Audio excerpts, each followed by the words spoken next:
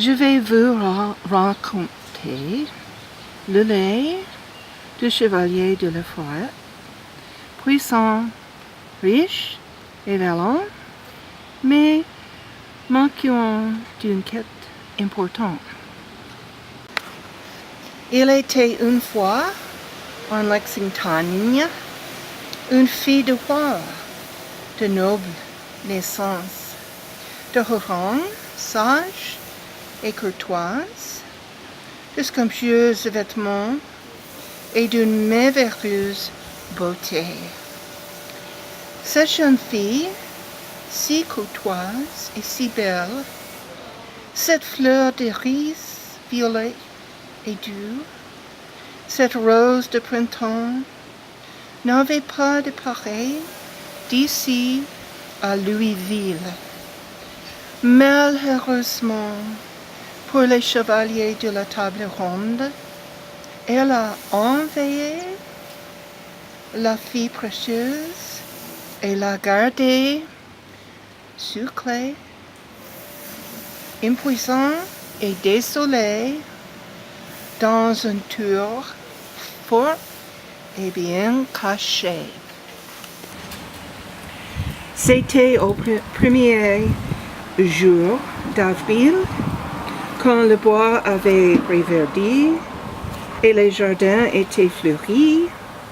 La princesse triste écoutait un oiseau qui chante doucement.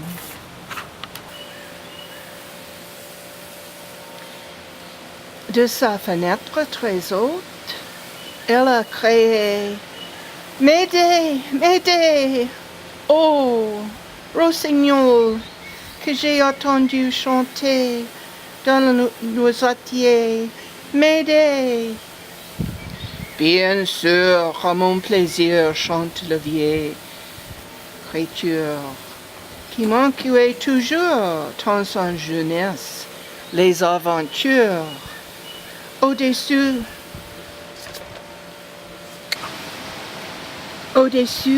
la forêt profonde fait voler le vieux résignon, bien aimé par les enfants dans sa jeunesse, mais manquant aujourd'hui les oreilles et la finesse. Apercevant le chevalier courageux, l'oiseau fatigué et sans souffler, lui raconte la détresse énorme de la jeune fille enfermée et désolée.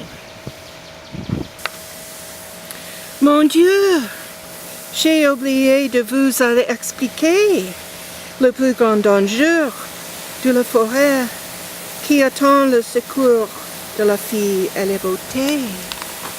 Habitant dans le bois de Lexington, était un loup-garou, une bête sauvage qui fait tout le mal possible avec ses dents couchues et ses yeux terribles. Pas de problème, dit le chevalier à l'oiseau. Ma mère était une fée fameuse.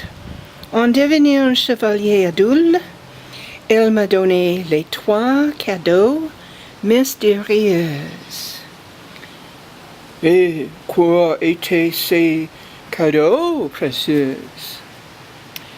Un manche à balai qui vole, un anneau à doigts qui fait invisible et un panier à paille sans fond. De la fenêtre de sa chambre, attend la princesse jeune et belle. Arrive le chevalier de la forêt Lexington, portant les objets magiques et puissants. Il place l'anneau qui fait l'invisibilité autour le beau petit cou si gentil.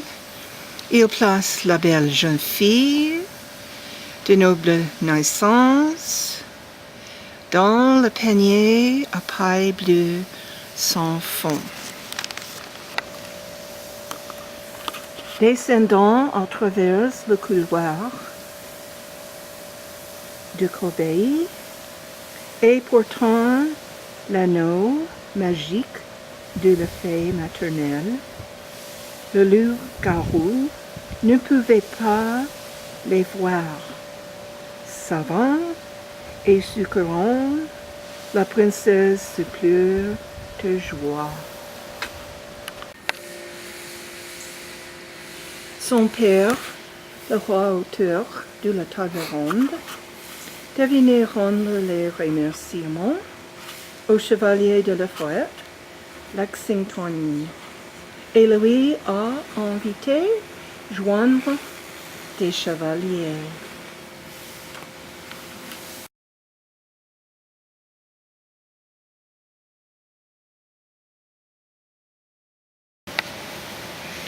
Bien entendu, la jeune fille a donné son cœur au chevalier de la forêt, si puissant, riche et vaillant. Et ils ont habité longtemps et heureusement dans la grande ville près de la forêt, Lexington.